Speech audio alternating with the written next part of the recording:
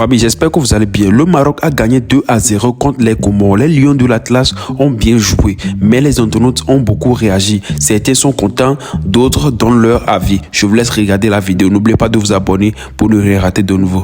Merci. Les Marocains, faut dire la vérité. En première mi-temps, on a eu peur.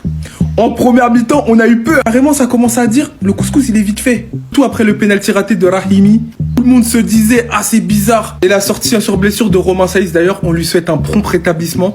On s'est dit, ça sent mauvais pour le Maroc. Mais le Maroc a de la ressource. À l'image de ce joueur, Brahim Diaz. Il a commencé doucement, il est monté en puissance, tout simplement. Après un service magnifique de Noussaïr Mazraoui, d'ailleurs, faut en parler de son match, c'est lui qui débloque la situation.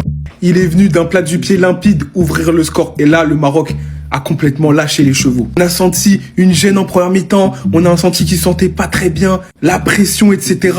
Mais quand ils sont lâchés, on sait de quoi ils sont capables. Notamment ce bijou de El Kaabi, c'est déjà peut-être le but de la CAN. Un retourné acrobatique. Les gars, c'est des posters. Ça, c'est un poster, ça. Franchement, c'est une dinguerie. Un bravo aussi aux Comoriens, surtout à Pandore, parce que franchement, ce qu'il a sorti aujourd'hui, il a été impérial. Ils ont tenté de défendre, ils ont joué avec leurs armes. Mais malheureusement, tu ne peux pas autant subir face à un armada offensif comme ça. Et c'est dommage. Bref, plus de peur que de mal pour les Marocains qui ont mis du temps à rentrer dans le match. Mais quand ils sont rentrés, ils ont réussi à faire le job. 2-0. On a hâte de voir la suite. Maroc vient de battre Comores 2-0. Mais qu'on se dise la vérité, cette équipe du Maroc ne fait pas peur. Même pas peur. Si c'est avec cette équipe-là, si c'est comme ça qu'ils vont jouer pendant toute la CAN là, c'est fini. Ils vont jamais gagner cette CAN là. Cette CAN là, soit elle va retourner en Côte d'Ivoire, ou ça sera au Sénégal. Normalement, Maroc devait battre cette équipe de Comores 5-0, 6-0, facilement, normalement. Mais là, franchement, j'ai pas vu trop de peps, j'ai pas vu, l'équipe n'était pas, voilà. Certains vont me dire, oui, non, c'est premier match. Ok, on verra bien. Mais en tout cas, ça là, nous on n'a pas peur de ça. N'oubliez pas qu'ils jouent contre le Comores. Hein. Comores a commencé à jouer Coupe d'Afrique il y a moins de quelques années là. C'était juste hier, hein. N'oubliez pas cela. Ils n'ont pas joué contre une équipe qui a l'habitude de jouer même une Coupe d'Afrique titre. Mais regardez comment ils ont galéré. Ils ont trop galéré. Là. Si le Comores là prenait un peu confiance, Comores aurait pu battre le Maroc. Facilement. Mais bon, ils vont justifier ça, ils vont dire oui, non, c'est premier match, t'inquiète pas. Au fur et à mesure que la compétition avance, les joueurs vont être de plus en plus voilà, chauds, etc. Tout ça là, c'est douille.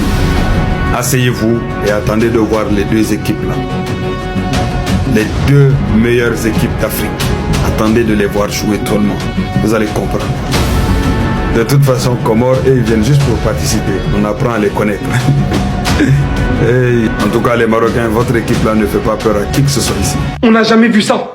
Quand est-ce qu'on a vu un joueur mettre le but plus casse de la compétition lors du match de la cérémonie d'ouverture? Là, c'est pas un but. Il vient éteindre toute la hate watch que le Maroc avait depuis la première minute du match. Non, en fait, il est fou. Partant d'un centre de son coéquipier juste devant la surface. Juste avoir le temps de visionner le ballon, entrant en match, étant remplaçant. Venir lâcher ça. Et venir tuer le match par la même occasion, venir faire le break qui coupe tout l'espoir que le Comore avait pour essayer de revenir.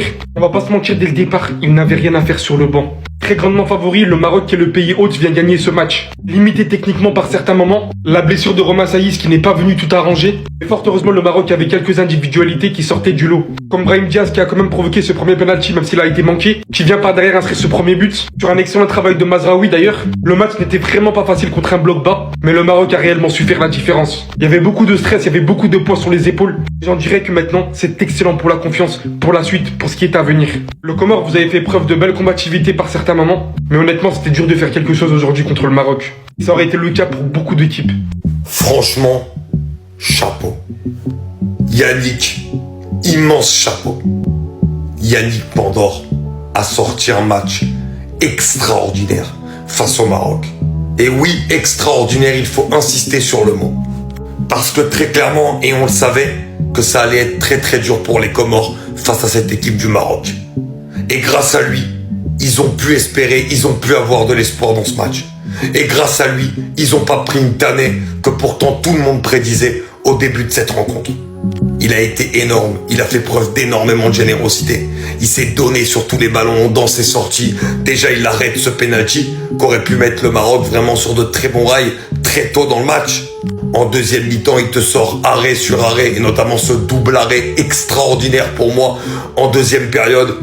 Aujourd'hui, il te sauve un penalty, il te sort 5 arrêts déterminants, il te fait des belles sorties. Très franchement, les gars, lui, il a été hyper convaincant et il méritait sa vidéo parce qu'il méritait qu'on mette la lumière sur lui. Il a vraiment fait un super match. Premier match de la CAN 2025, mes premières impressions. Alors, le Maroc qui bat les Comores sur le score de 2-0. J'ai eu le sentiment de voir une équipe comorienne qui n'est pas du tout ambitieuse. Excusez-moi le terme, mais j'ai eu le sentiment de voir une équipe des Comores pas du tout ambitieuse. C'est-à-dire qu'elle possède des atouts offensifs tels que Rafik Saïki qu'on a vu sur 1-2 contre-attaque qui était quand même intéressant. Ou encore Youssouf Mchangama, le capitaine qu'on connaît un peu mieux avec sa très bonne frappe de balle. En fait, ils savent jouer au ballon. On a vu sur 1-2 actions vers la fin du match et tout. Surtout quand ils ont encaissé là. Ils ont montré qu'ils savent jouer au ballon. Mais les gars, là, ils ne se donnaient aucune chance de gagner ce match. Même d'aller chercher un nul, ils ne se sont donné aucune chance de faire un résultat dans ce match-là. Ils ont joué le bus pendant longtemps. Et quand tu fermes la boutique face à une équipe aussi joueuse que le Maroc depuis le début du match, les gars, c'est épuisant. Pour les personnes qui ont joué un peu au foot, elles vous diront c'est épuisant, c'est grave épuisant. Et il a fallu qu'ils encaissent pour qu'ils commencent à sortir. Et quand tu fermes la boutique et tu encaisses comme ça, là, quand tu encaisses eux, là, tu peux encaisser 4 facilement comme un pire. Hein. Leur coach, je lui attribue toute la responsabilité parce que c'est lui qui fait l'équipe, c'est lui qui donne les consignes. Quelle que soit l'équipe en face, un pénalty raté en première période, c'est toujours un tournant dans un match. Toujours un tournant. Dans ce cas, un adversaire ambitieux, après le pénalty raté de Raimi, c'est clair, il prend l'ascendant psychologique sur le Maroc. Clair. On peut me dire, Steven, il ne pouvait pas gagner ce match-là, quel que soit ce que tu dis là, il ne pouvait pas gagner ce match-là. Je suis d'accord, il n'y a pas de problème.